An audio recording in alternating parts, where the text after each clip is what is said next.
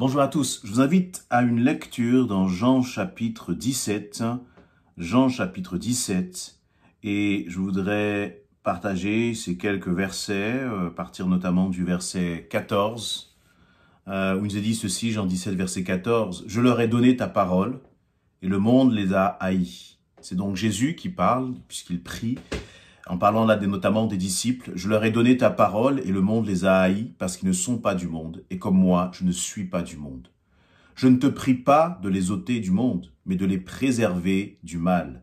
Ils ne sont pas du monde, comme moi, je ne suis pas du monde. Sanctifie-les par ta vérité. Ta parole est la vérité. Comme tu m'as envoyé dans le monde, je les ai aussi envoyés dans le monde. Et je me sanctifie moi-même pour eux, afin qu'eux aussi soient sanctifiés par la vérité. Amen. » Voilà, dans ces quelques versets que je viens de lire, Jésus prie, il prie le Père, et puis il sait qu'il va partir justement, qu'il approche du moment où il va être trahi par Judas, puis saisi et finalement être crucifié pour être ressuscité ensuite. Et donc, s'approchant de ce moment, sentant ce moment venir, eh bien, Jésus va prier et va déposer entre les mains du Père, eh bien, les disciples qu'il va laisser. Et il va dire ces quelques mots, et ce qui attire en fait mon attention, c'est cette dimension de la vérité, cette importance et le rôle qu'a la vérité. Et c'est d'autant plus important que nous sommes dans un moment, nous vivons une époque où il n'y a plus de vérité, où la vérité de l'un est chassée par le mensonge de l'autre et qui mensonge devient une vérité. On est dans un temps où on parle, il y a tellement de rumeurs, on parle de pensées complotistes, on parle de théories du complot, on parle de fake news, etc. Et tout cela, et puis on sent que tout cela monte en puissance et qu'on ne sait plus où donner de la tête. Entre ce qu'on entend et ce qui est vrai, de ce qui est vrai et ce qui est faux, on ne sait plus du tout où donner la tête. Et cette dimension, et vous voyez, ça crée une sorte de malaise dans notre monde, dans notre société, parce qu'il n'y a plus cette colonne de vérité, il n'y a plus cette fondation, il n'y a plus cette confiance que l'on peut avoir, confiance que l'on peut avoir dans les autorités, confiance que l'on pourrait avoir dans les experts. Il n'y a plus de confiance. Et le Seigneur, et lorsque je relis ces paroles-là, eh bien, je vois cette importance de la vérité, cette importance d'avoir, nous, dans nos vies, en tant qu'enfants de Dieu, une colonne, quelque chose qui nous tienne fermement, auquel on puisse se raccrocher. Et cette vérité, elle est unique, c'est Jésus-Christ, c'est sa parole est la vérité. Et en tant qu'enfant de Dieu, c'est quelque chose que nous ne devons pas oublier, que nous devons considérer et serrer dans notre cœur.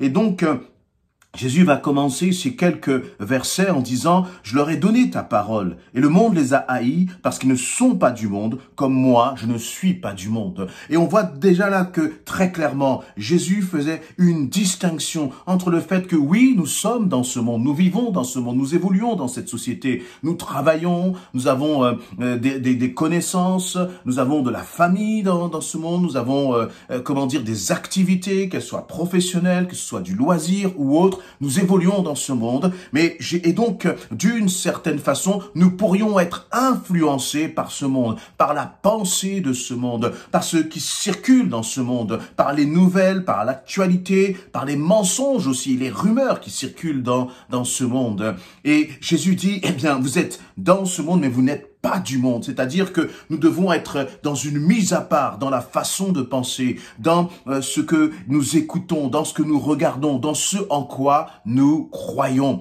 Et là, Jésus fait cette distinction claire. Et je crois que à notre époque, où il y a tellement d'influence, notamment par les réseaux sociaux, tellement de choses qui sont véhiculées, de pensées, de pseudo-vérités qui sont véhiculées, que nous devons garder profondément cette parole dans notre cœur. Je ne peux pas me laisser influencer ni par ce que je vois, ni par ce que j'entends, parce que je ne sais pas si derrière c'est la vérité, mais ce que je sais, c'est que la parole de Dieu, elle est la vérité. Et c'est ce à quoi je dois m'accrocher. C'est ce que je dois C'est ce qui doit nourrir mon cœur, c'est ce qui doit nourrir mes pensées. Et Jésus va continuer en disant, eh bien, sanctifie-les par ta vérité. Est-ce que vous n'avez pas cette impression que chaque jour nous avons besoin d'être sanctifiés par la vérité, c'est-à-dire nettoyés? Moi je dis, Seigneur, viens nettoyer encore mes pensées, viens sanctifier, viens purifier mes pensées.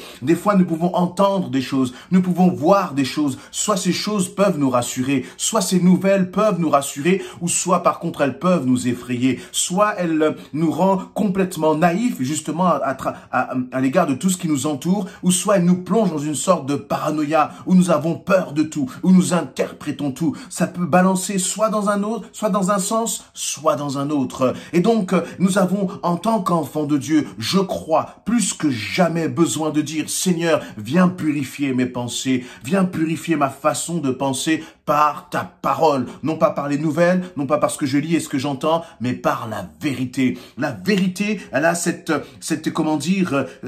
puissance de nettoyer, de purifier, de sanctifier notre pensée, de ne pas laisser notre mentalité nous influencer, être influencé, par les choses de ce monde, par les pensées de ce monde. Et si cette dimension de la vérité était fondamentale il y a 2000 ans au temps de Jésus, elle est encore plus fondamentale maintenant. Elle est encore plus une réalité maintenant auquel nous devons nous attacher parce qu'il y a tellement d'influences contraires. Et je ne parle pas là que de choses extérieures, mais on peut parler là aussi de doctrines. On a tellement de doctrines qui sont répandues là sur les réseaux sociaux. Merci Seigneur pour tout ce qui est dit et fait, de la façon dont les réseaux sociaux sont utilisés pour, pour annoncer, partager la bonne nouvelle de l'évangile. Mais en même temps, ces mêmes réseaux sociaux peuvent être un instrument, un vecteur de mensonges, un vecteur de demi-vérité. Et toute demi-vérité n'est qu'un mensonge au final.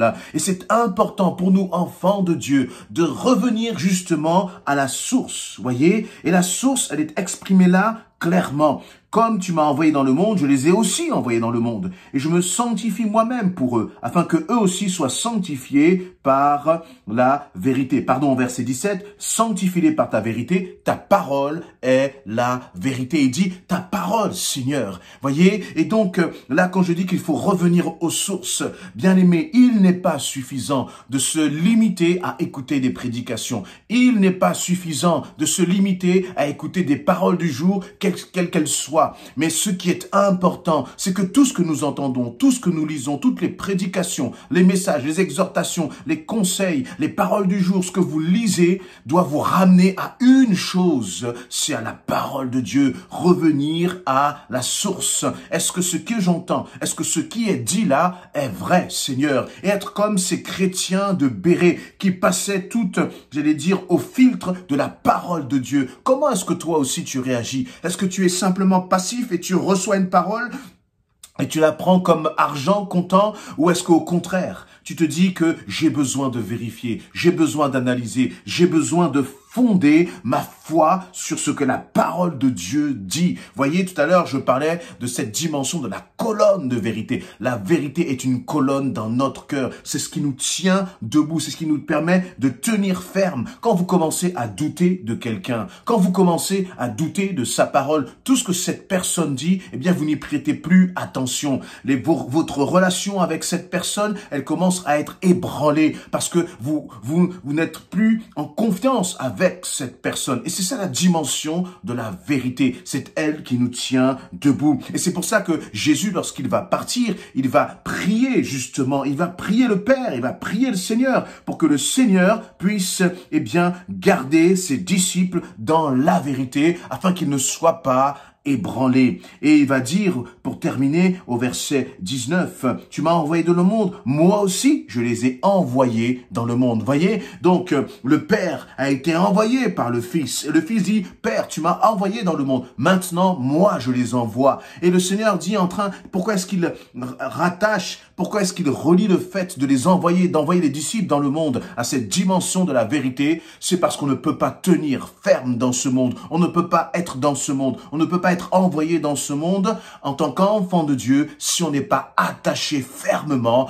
à la vérité. Et Jésus, voyez, il est en train de positionner les disciples et en leur disant, je vais vous envoyer. Maintenant, vous allez être envoyés. Et ce qui est important dans cette mission que vous avez à accomplir, c'est que vous vous attachiez à la vérité. Toi et moi, nous sommes enfants de Dieu. Nous vivons, nous évoluons dans ce monde. Et ce qui est important pour nous, c'est de nous attacher à la vérité, de nous attacher à la parole de Dieu, parce qu'elle va être comme un phare qui va nous éclairer, qui va nous dire ce que penser, qui va nous dire comment agir, comment réagir, comment, j'allais dire, face à tout ce qu'on entend, face à tous les bouleversements que l'on traverse actuellement, que l'Église traverse. Il est important de s'attacher à la vérité. Pas la vérité des hommes, mais la vérité de la parole de Dieu.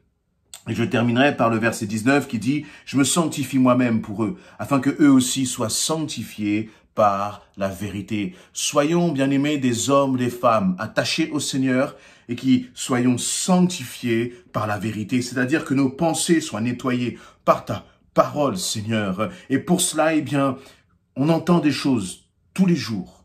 On entend des vérités, des contre-vérités tous les jours.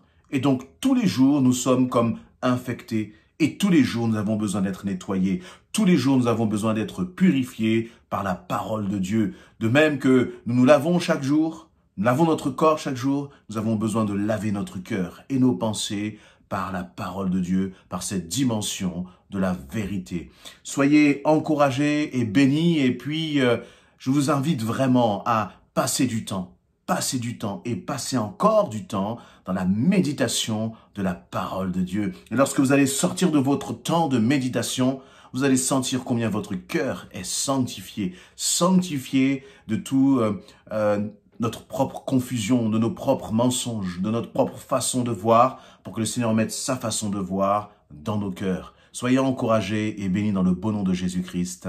Amen.